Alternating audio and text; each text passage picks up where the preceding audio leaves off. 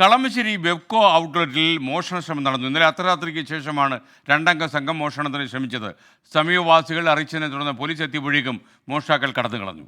അശ്വിൻ പാലാഴി വിവരങ്ങളുമായി ചേരുന്നു കൊച്ചിയിൽ നിന്ന്.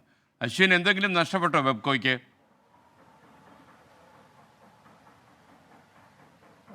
എന്തായാലും പ്രാഥമിക അന്വേഷണത്തിൽ നഷ്ടങ്ങളുടെ കണക്കൊന്നും പുറത്തു വരുന്നില്ല. കളമശ്ശേരി സീപോർട്ട് എയർപോർട്ട് റോഡിലുള്ള ബിവറേജിന്റെ പ്രീമിയം ഔട്ട്ലെറ്റിലേക്കാണ് ഈ മോഷ്ടാക്കൾ ഇന്ന് പുലർച്ചെ 1:45 ചാടിക്കടന്നതെന്നുള്ളതാണ് സമീപവാസികൾ പറയുന്നത്.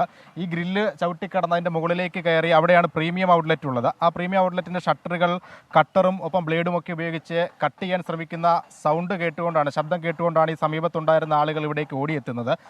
എന്തായാലും അവർ ഒളിച്ചു നിന്ന് പോലീസിനെ വിളിച്ചു, കൺട്രോൾ റൂമിലേക്ക് വിളിച്ച് വിവരം അറിയിച്ചതിനെ തുടർന്ന് ഡ്യൂട്ടിയിലുണ്ടായിരുന്ന കൺട്രോൾ റൂം പോലീസ് ഉദ്യോഗസ്ഥർ ഇവിടേക്ക് എത്തിയപ്പോഴേക്കും ഈ രണ്ടുപേരും ഈ മതിൽ ചാടിക്കിടന്ന് രക്ഷപ്പെടുകയാണ് ഉണ്ടായത്. സമീപത്തെ വീടിന്റെ മുകളിലേക്കാണ് ഇവർ ചാടി വീണത്. അവിടെ നിന്ന് എങ്ങോട്ടേക്ക് പോയി എന്നുള്ള വിവരം പോലീസിനുമില്ല.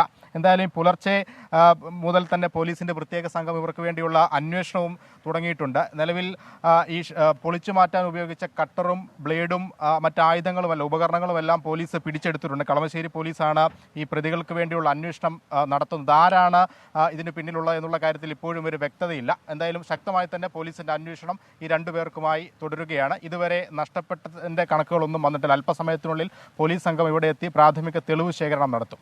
SK